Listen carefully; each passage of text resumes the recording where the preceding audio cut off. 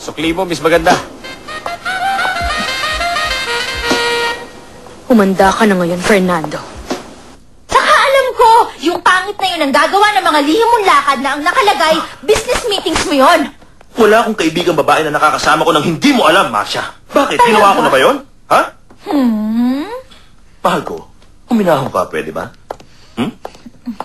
Sinabi ko na sa lahat ang ginawa ko. Hindi mo ba nabasa yung magazine? Nasa front page pa nga. Ngayon, makikinig ka na sa akin, Fernando Menjola.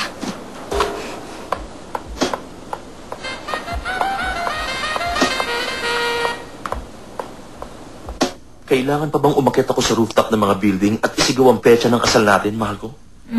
Kung pwede nga lang, nagawin mo yan eh. Masisiguro mo ba na hindi ka naguguluhin ng mga yon? Eh paano si Valeria, si Sylvia o si Carla Lagunes? Sigurado bang hindi ka nila pupuntahan? Carla? Carla Lagunes? Ano ka ba, Marcia? Ano ba sinasabi mo dyan? Bakit pati si Carla Lagunes? Ano ka ba? Si Sir Fernando? Sino ka ba? Carla Lagunes. Unang-una, ang totoo niyan, walang namagitan sa amin ni Carla. Aha. At pangalawa, wala sa kanila maglalakas ng loob na pumunta. Siguradong alam na nila magpapakasal na tayo. Kaya tigilan mo na ang pagdududa mo niya. Maaari ba? Kapag pumunta sila dito, binabalaan kita, Fernando. Makikita nila kung sino ako talaga. Tama na nga yan? Ha? President's Office. Ito po si Leticia Padilla, ang sekretarya ni Sir Fernando. Pwede bang sabihin mo sa kanya na nandito si Miss Carla Lagunes? Carla Lagunes? Oo, hindi ko alam kung may ginagawa si Sir Fernando. Sige, sasabihin ko sa kanya. Sinong sumagot? Nang? Ng telepono! Di yung isa ko pang sekretarya. Ay, kanina pa ba siya nandyan mula nang mag-usap tayo? Hindi ko naman alam na... Excuse me, Sir Fernando. Ano ba yun? Pwede po bang makausap kayo? Anong problema? Sumunod po kayo sa opisina ko. Meron lang problema sa staff department. Sandali lang po ito, maniwala kayo. Tayo na. Sandali lang, ha? Tayo. Bagang alis, mahal ko. Sandali lang. Sarado niyo na. Pero ano ba problema? Tumawag sa akin yung nasa reception. Si Carla Lagunes gusto kayong kausapin. Carla Lagunes? Si Carla Lagunes? Carla Lagunes! Hindi pwede yun. Sabihin mo nasa meeting ako. Hindi pwedeng kausapin. Tatawag na lang ako. Oo, tama nga. Opo, sir. Nakikiusap ako, Linda. Gumawa ka ng paraan. Paalisin mo siya. Hindi siya dapat makapasok dito. Huwag mo mapunta hindi sa opisina ko. Si Marcia, hindi dapat malaman na nandito siya. Nakikiusap ako sa'yo ngayon. Maliwanag Opo, ka. sir, relax. Maliwanag. Relax lang po kayo. Relax lang. Relax lang ako. Mabuti naman.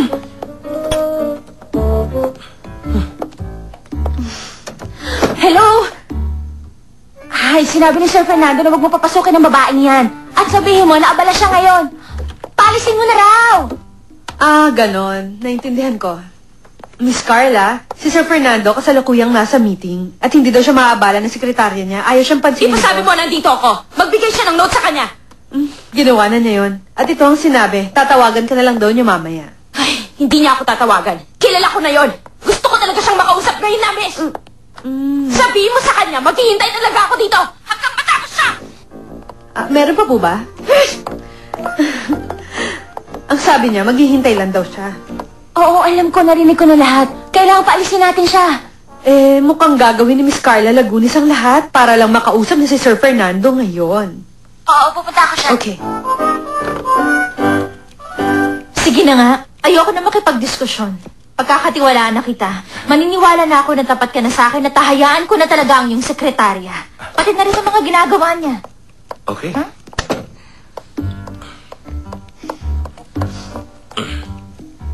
Excuse po. May sasabihin ka ba?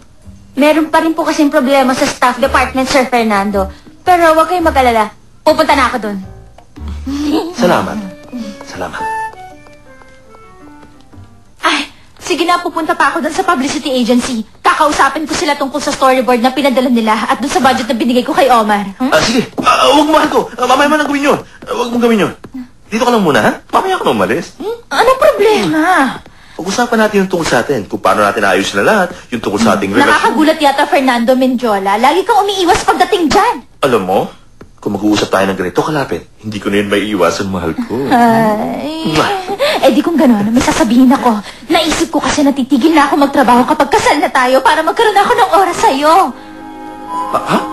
Eh, hindi, huwag mong gawin yun. Huwag kang huminto sa trabaho. Akala ko magugustuhan mo yung ideya.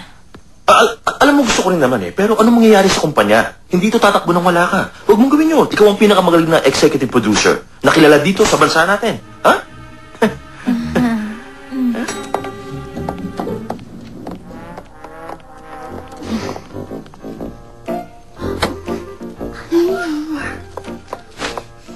Magandang umaga. Ikaw ba si Miss Carla Lagunes?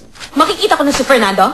Alam mo, akong sekretarya niya. Masyado kasi siyang abala ngayon eh. Masyado matatagalan ang meeting niya. Kung gano'n maghihintay ako. Hindi niya alam kung anong oras siya matatapos, pero sinabi niya sa akin na tatawagan ka na lang daw niya kapag natapos na sila. Hindi siya tatawag. Sisiguraduhin kong tatawag siya sa'yo. Pipilitin ko pagkatapos ng meeting, pinapangako ko yon.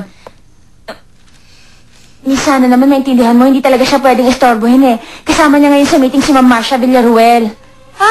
Nandyan si Marcia. Oo, kaya nga sinasabi ko sa'yo nung umalis ka na. Pero sabihin mo sa kanya na gusto ko siyang makausap sa harap ng girlfriend niya para malaman niya ang namamagitan sa amin noon, okay? Miss, wag mo akong piliting palabasin ka dito sa kumpanya.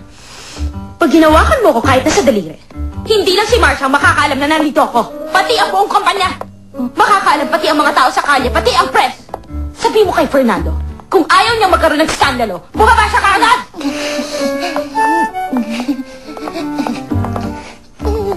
Ay, naku, mukhang mainit talaga ang ulo ni Carla Lagunes. Tatawagin ko si Celso para mapalabas na siya. Hindi, wag mong gagawin yun. Hindi. Baka magkaroon ng skandalo.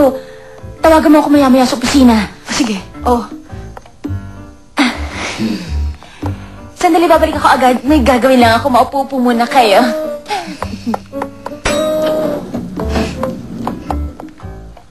Totoo, naghahanap-hanap na ako at nakakita na rin ako ng wedding dress. Talaga?